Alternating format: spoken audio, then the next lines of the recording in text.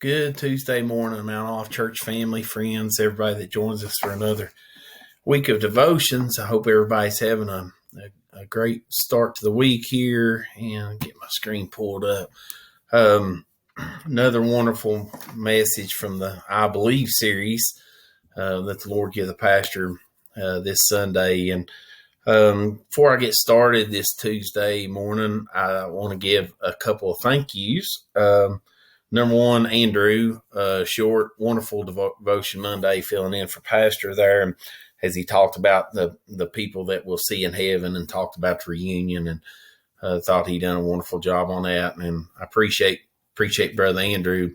I always send him my devotions to get uploaded, and when you're seeing this, it's because he's put it on there. So I want to say thank you to Andrew, everything he does for our church, and also. Brother TJ mentioned this Sunday morning in the sermon as he was getting started. Thank you to Zach. I want to say thank you to Zach Lawson and everything he does. I was not able to be there Sunday, as you all know. Most of you know, I'm sure Mom had surgery, and so she's had a pretty rough go here since last Tuesday. And so, we're a week now since her back surgery, and so been staying a lot at the hospital with her. And I was able to watch online Sunday and not being there. It's kind of different for me not to be there. I feel so weird when I'm not in service, but I'm so appreciative of Zach getting everything running and doing what he does. And there's other people that plays a role in making sure you guys get to see Sunday nights and Wednesday nights. And Brother John helps with that too. So thank you to those people that are doing that. So part that stuck to me the most, the very part of Pastor's message from Sunday, and he was talking about the context of John chapter 14. He was talking about the context of where this come from, and kind of starting off the message. And I'm going to use the very first scripture here that he read in John 14, and let not your heart be troubled. You believe in God, believe also in me.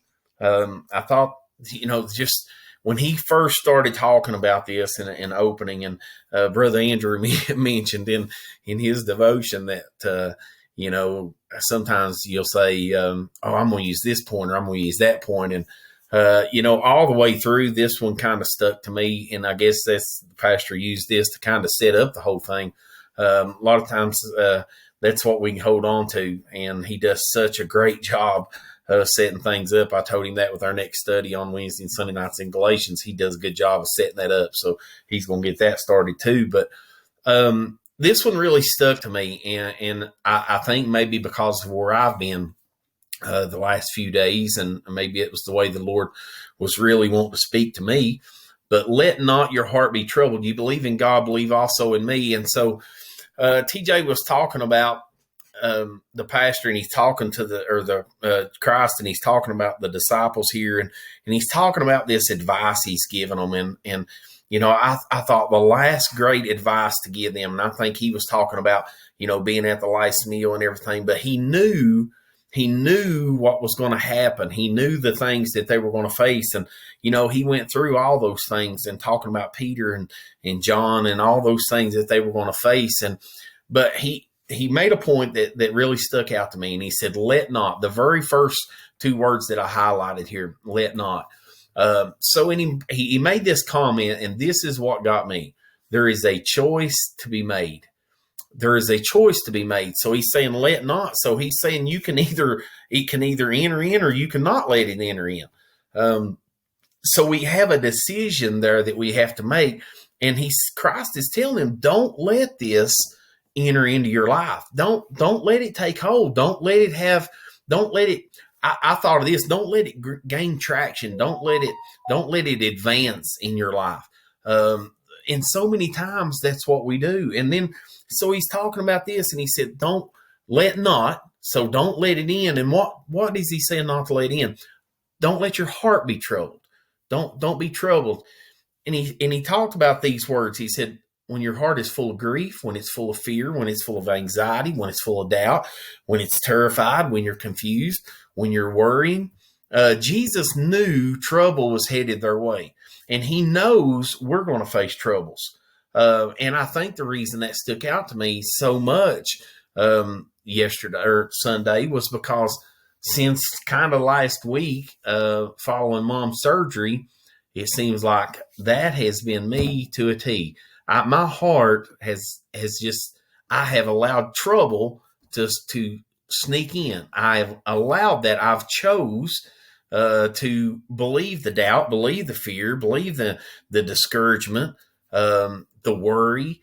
I know when we're in this fleshly body, and it's easy sometimes to say this, oh, well, we're in this fleshly body, and it's the Lord understands that he does, but Christ gave that example and gave that direction of not to let that happen.